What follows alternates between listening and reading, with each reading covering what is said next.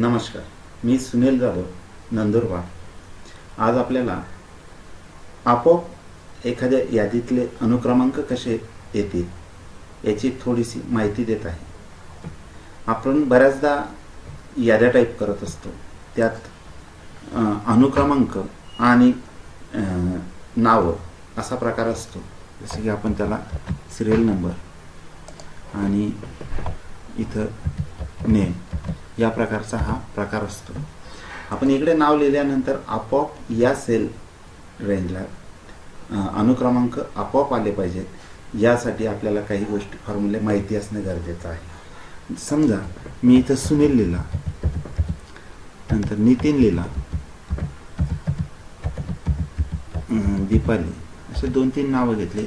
पहिल्या याला बरेच जण असे नंबर देत जातात, पण हे नंबर न देता काही लोक आपण ज्यांना थोडं जमतं ते हाही प्रयोग करतात की पहिला 1 आणि 2 ला नंबर देतात आणि नंतर याला दोघं सिलेक्ट करून हा डाऊन प्लस चिन्ह जे दिसतंय राईट साईडला कोपऱ्याला, याला ओढून खाली ओढून ही सिरीज पूर्ण करत असतात. याप्रमाणे सिरियल नंबर दिले जात असतं. पण आपल्याला हे या पद्धतीने न करता आपोआप आले पाहिजे, यासाठी काय करता येईल तर इथे एक फॉर्म्युला आपण देऊ शकतो, इफचा फॉर्म्युला. सुरुवातीला पहिल्या नंबरला 1 द्यावा लागतो आणि दुसऱ्या ठिकाणी हा आपल्याला फॉर्म्युला वापरता येईल. इफ ब्रॅकेट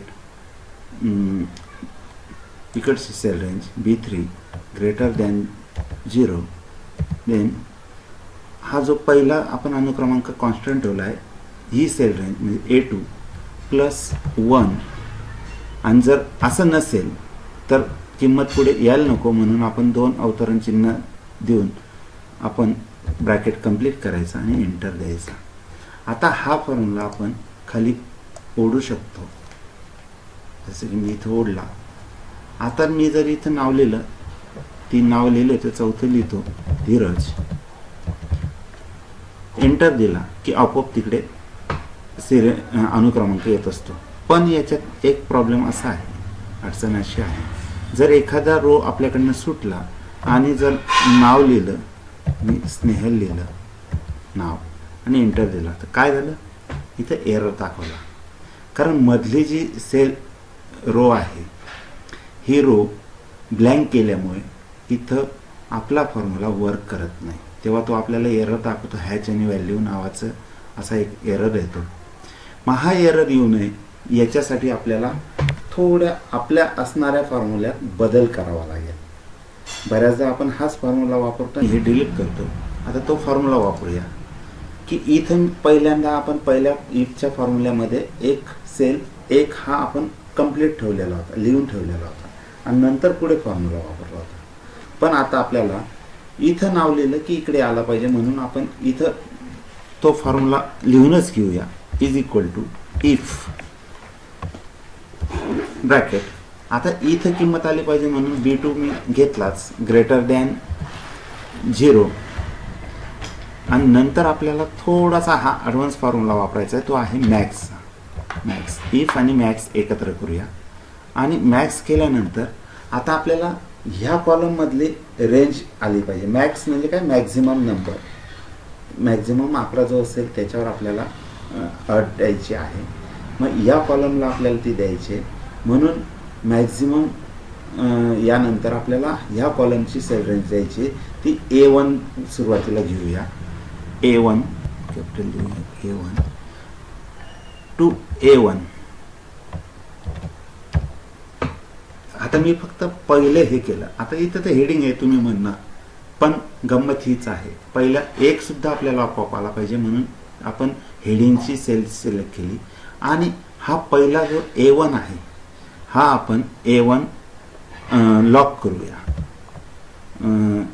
लॉक करून डॉलरचं चिन्ह आणि A नंतर डॉलरचं चिन्ह या प्रकारे लॉक केली. म्हणजे आता ही A1 पूर्ण या फॉर्म्युल्यामध्ये लॉक झालेला आहे. नंतरचा A1 हे सेलनुसार बदलत राहील आणि यानंतर ब्रॅकेट कंप्लीट करायचा.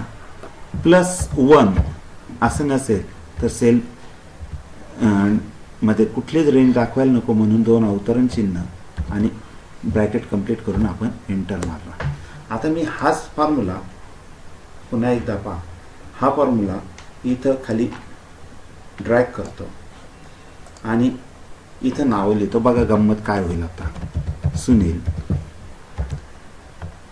दीपाली, मी फक्त नाव लिहितोय, आपोआप आता नंबर येत आहे. राकेश. आणि आता समजा आपल्याला एक रो ब्लँक केली आणि नाव लिहिलं गेलं स्नेहल. आता पहा इथं एरर आला नाही, हॅश व्हॅल्यू असा काही एरर आला नाही. इथे एक रो ब्लँक गेल्यानंतर सुद्धा पुढचा नंबर घेतला. तेच काय की 2-4 रो जरी खाली गेल्या आणि जर मी लिहिलं नाव धीरज तरी पुढचा नंबर आला. आणि ह्या फॉर्म्युल्याने आपल्याला कोणत्याही याला सिरियल नंबर देता येऊ शकतात, आपोआप सिरियल नंबर येऊ शकतात. त्यात येणारा एरर सुद्धा आपण काढू शकतो. याच्यासाठी इफ आणि मॅक्स हा फॉर्म्युला आपण एकत्र करू शकतो. नक्कीच हा फॉर्म्युला तुम्हाला समजला असेल, आवडला असेल तर धन्यवाद.